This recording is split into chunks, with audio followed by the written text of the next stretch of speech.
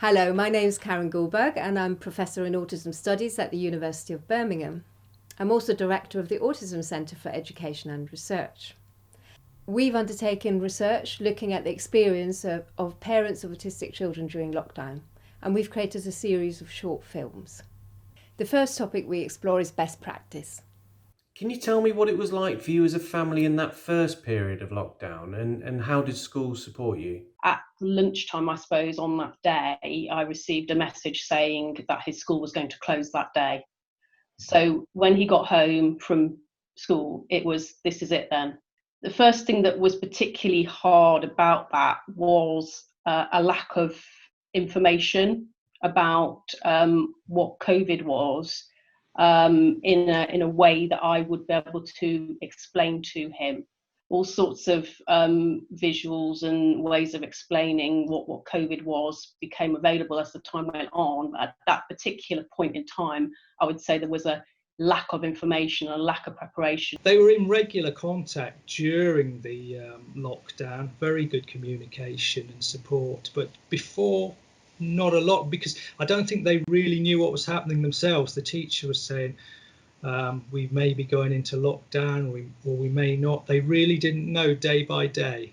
Well, the problem became where there was no interaction from his class teacher. So it went from him seeing her, 5 days a week to him not seeing or hearing. So even the online work that was provided, her face wasn't present. So it was just a screen with the mouse moving around, which for him, it didn't work at all. The teacher was really good. He'd film little videos of what he was doing and he'd post them, and he'd check with me in advance. He'd say, would it help her if she knew what I was doing, that I'm okay, that I'm up to this? I was like, yeah. And she could just see, actually, everyone is okay. It was all by email, and it was just a lot of it was positive encouragement, activities, getting people to do activities, posting pictures, and the schoolwork, of course, and just regular communication, really, and saying what facilities were available. Every day there'd be the day's lesson online, and that was linked into, there was YouTube resources, and I believe they had some educational websites that weren't normally available as well. The way the work was presented was really beneficial to him. So he was getting some quite clear, concrete descriptions of what he needed to do, and it was all visually supported, and the tasks were broken down, as opposed to a lot of verbal instructions. Over lockdown, we had very little contact from school. So we only really had initially sort of the normal check-ins they were doing with all the students. So they phoned once to talk to us, see how she was.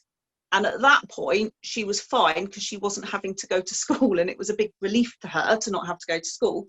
One of the things we noticed was that they were setting all of the work on their school website, and everything was quite one size fits all, and none of it really fitted her. The other thing that was quite difficult was a lot of it was focused on probably things that were easier for them to set and monitor remotely, like spellings and times tables and things like that.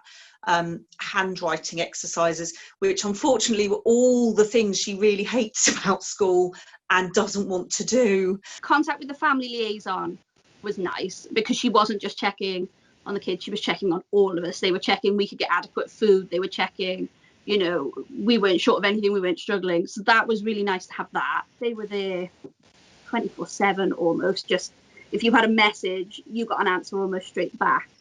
In terms of school, we had a phone call a day, which I understand because he has an EHC plan, so I understand they were duty bound to give us that phone call. Did I find them productive? No. Did they offer support? No. They listened. I would tell them the same story. Things are really bad, and it would be, I will phone you tomorrow. And that's all it was.